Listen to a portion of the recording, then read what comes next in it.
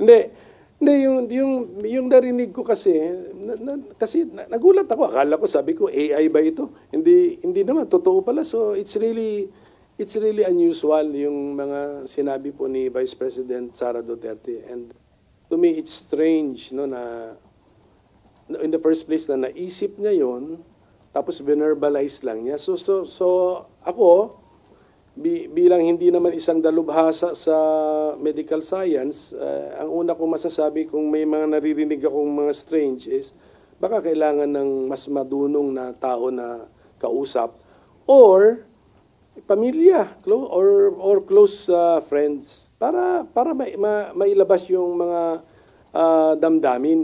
Hindi mo ilalabas yun sa formal press conference. Sir, ano i-refer niyo dun sa really unusual? Ano yung mga, sa dami po sinabi niya, ano yung po dun in particular yung talagang tumatak? Well, part lang naman, hindi ko naman pinanood yung 2 hours kasi part lang yung nakita ko yung, ano yun, yung ulo, something to do with the ulo, and then something to do sa paghuhukay at itatapon sa West Philippine Sea, mga ganun.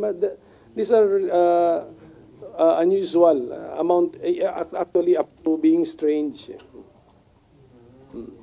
anong reaction niyo doon nung narinig niyo na may pantasyang ipahukay yung Akala ko AI eh.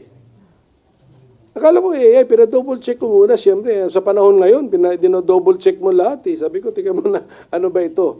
Totoong nangyari or ginamitan na ng mga artificial intelligence technology? So yun ang una kong reaction, just to be, bago ka talaga tunay na mag-react sa something na nakikita mo online, ipapa-double check mo na kung totoo nangyari o hindi.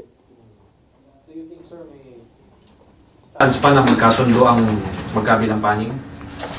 Sana meron mag-attempt, pero hindi ko na i-blame yung mediator kung hindi siya mag-succeed. Medyo, sa aking palagay, medyo masyado nang malayo, masyado nang nagkahiwalay. Pero sana meron pa rin mag-attempt. Pero best effort na lang, at saka wag natin i-blame ang mga mediator. Palakpakan natin sila, appreciate natin yung effort nila, but kung hindi magtagumpay, we should understand.